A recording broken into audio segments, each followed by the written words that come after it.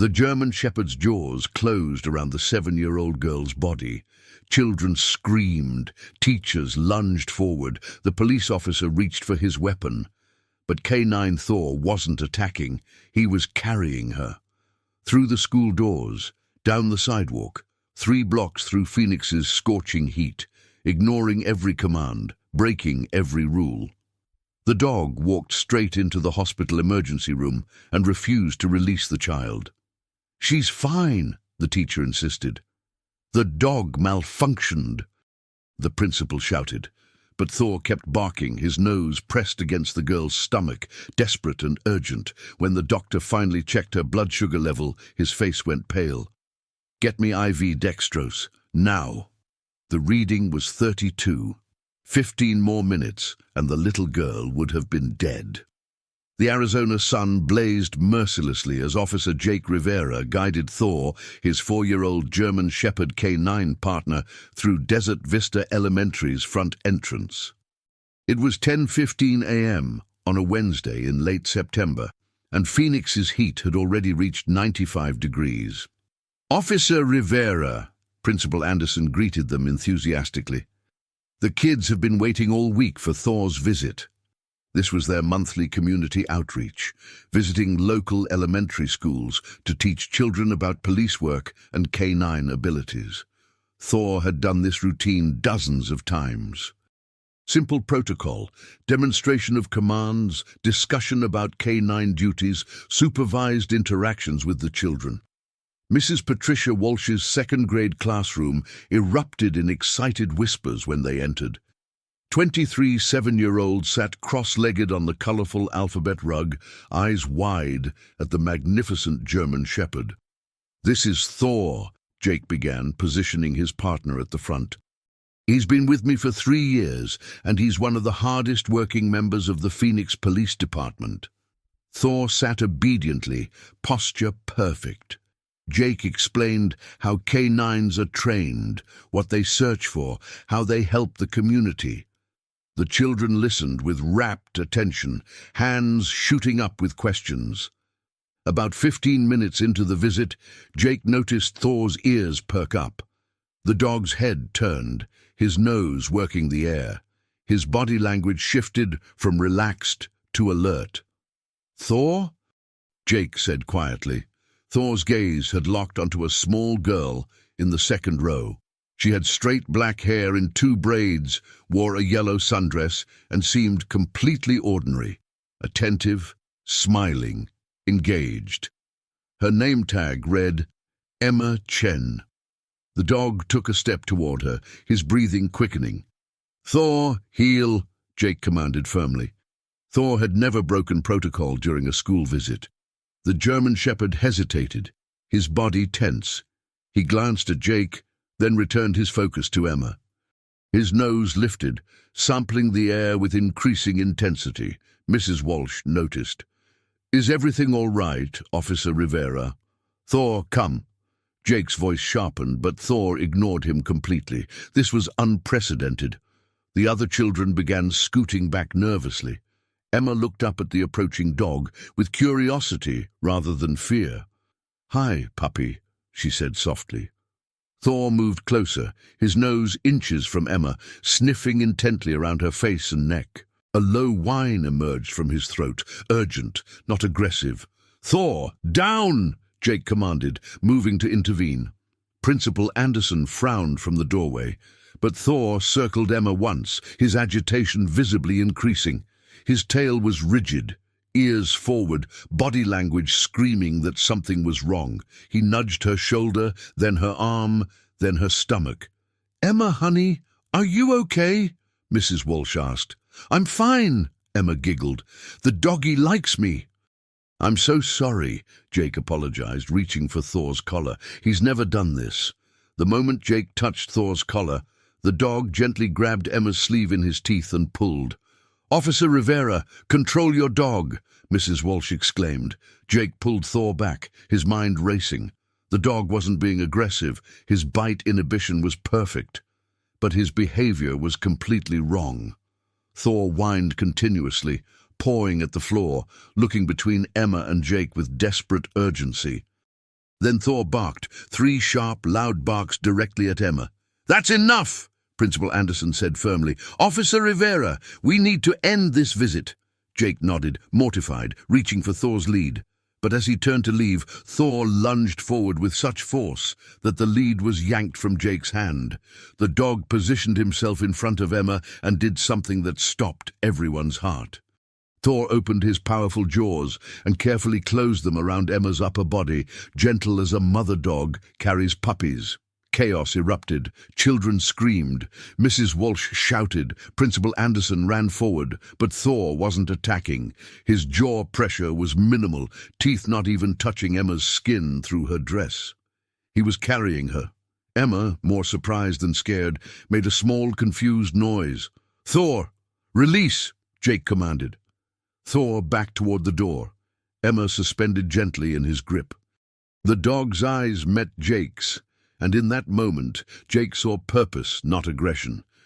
"Everyone stay calm," Jake called out, following Thor out of the classroom.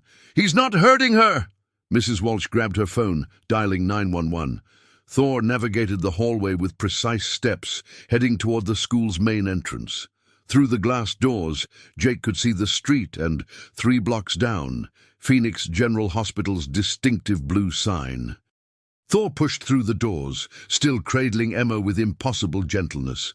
The September heat hit them like a wall. Parents stopped and stared. "Thor, stop!" Jake tried again, running ahead to block the dog's path. Thor looked at him, whined urgently, and kept moving, straight toward the hospital. "He's heading to Phoenix General," Jake reported into his radio. 3 blocks south. Emma had stopped squirming. "Officer, why is Thor taking me somewhere?" "I don't know, sweetheart," Jake admitted, "but I promise he won't hurt you." Thor moved with determined speed down the sidewalk. Pedestrians jumped aside. Behind them, sirens wailed, backup responding. 2 blocks, 1 block. Thor turned into the hospital parking lot, weaving between cars. A security guard started toward them.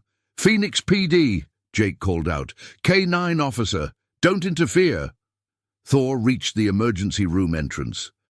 The automatic doors slid open, and the German Shepherd carried Emma Chen directly into Phoenix General Hospital's ER. The emergency room waiting area descended into controlled chaos. Nurses looked up. Patients stared. A doctor stopped in his tracks.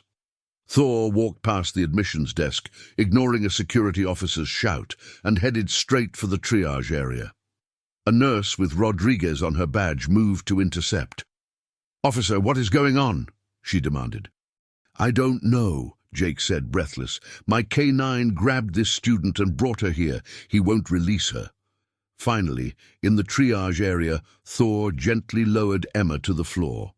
The moment her feet touched ground, the dog sat in front of her, nose pressed against her stomach, and began barking, loud, insistent, continuous. "Emma Chen?" Nurse Rodriguez read from the girl's school ID. "Honey, are you hurt?" "I don't think so," Emma said. "I feel okay." "Doctor." Michael Okonkwo, the ER attending physician, pushed through the crowd. He was tall, graying, with the calm demeanor of someone who'd seen everything. "Talk to me," he said to Jake. "K9 Thor, Phoenix PD. We were at a school visit. He became fixated on this girl, grabbed her, and carried her 3 blocks here. This dog has 3 years training. He's never behaved like this." Dr. Okonkwo knelt beside Emma. "Emma, I'm Dr. Okonkwo. Do you feel sick? Any pain?" "No, I feel normal." But Thor hadn't stopped barking at her midsection. "What do K9s detect?" Dr. Okonkwo asked. "Drugs, explosives," Jake listed. But Thor was cross-trained in medical alert. "We tested him for diabetes detection last year." Dr. Okonkwo's expression shifted. "Diabetes alert? Dogs smell chemical changes in blood sugar. Thor showed aptitude, but we never completed certification." Dr. Okonkwo stood immediately. "Get her to exam room 3, now." "Doctor?" Nurse Rodriguez questioned. "That dog is alerting to a medical emergency." "Emma, has anyone in your family had diabetes?" Emma thought. "My grandma has the sugar sickness." "When did you last eat or drink? Breakfast orange juice and cereal. In the exam room, Dr. Okonkwo moved swiftly. I need a blood glucose reading immediately. Thor finally quieted, pressed against Emma's side. Nurse Rodriguez pricked Emma's finger. Her eyes widened. 32, she said quietly. Dr. Okonkwo's jaw tightened. Start IV dextrose. Now, she's in severe hypoglycemia. Jake watched the medical team work with choreographed precision. Nurses inserted an IV. Dr. Okonkwo prepared glucose solution.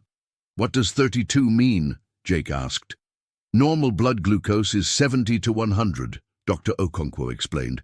Below 50 is dangerous. 32 is life-threatening. Without treatment, she could have seizures, loss of consciousness, brain damage. Another 10 or 15 minutes, she would have collapsed. Emma had been sitting in class, feeling fine, completely unaware her body was in critical crisis. But she seems okay, Jake said. Children compensate remarkably well until they can't. The crash is sudden and catastrophic. Your dog detected what none of us could see, the chemical signature of her blood sugar dropping to dangerous levels. Thor remained at Emma's side. Within minutes, Emma's demeanor changed. Color returned to her cheeks. The monitor reading climbed. 45, 58, 63. I feel weird, Emma said softly. Kind of shaky. That's your body recovering, Dr. Okonkwo assured her. You're going to be okay. The ER doors burst open. A woman in business clothes ran in, face stricken. Emma! Mom! Emma called out. Dr. Okonkwo quickly explained. Mrs. Chen's hand flew to her mouth. My mother has type 1 diabetes, she whispered. I've been watching for symptoms, but Emma seemed healthy. Type 1 can present suddenly, Dr. Okonkwo said gently. We've caught it now. With proper management, she'll live a completely normal life. Mrs. Chen sank into a chair holding Emma's hand. Tears streamed down her face. If that dog hadn't... She couldn't finish. She didn't need to. Emma's glucose levels stabilized. The medical team kept her for observation, scheduling appointments with pediatric endocrinologists. Jake sat in the cafeteria later, Thor at his feet. Dr. Okonkwo joined him with coffee. How did he know? Jake asked. Dogs' olfactory systems are 40 times more sensitive than humans, Dr. Okonkwo explained. Thor sensed the metabolic signature of Emma's hypoglycemia. His instinct overrode his training because the threat was real and immediate. He disobeyed me, Jake said. He saved her, Dr. Okonkwo corrected. He trusted what he knew over what he'd been told. That's not malfunction. That's intelligence. 2 days later, Emma was discharged with a diabetes management plan. She'd need daily injections and monitoring, but she would live a full, healthy life. The story made national news.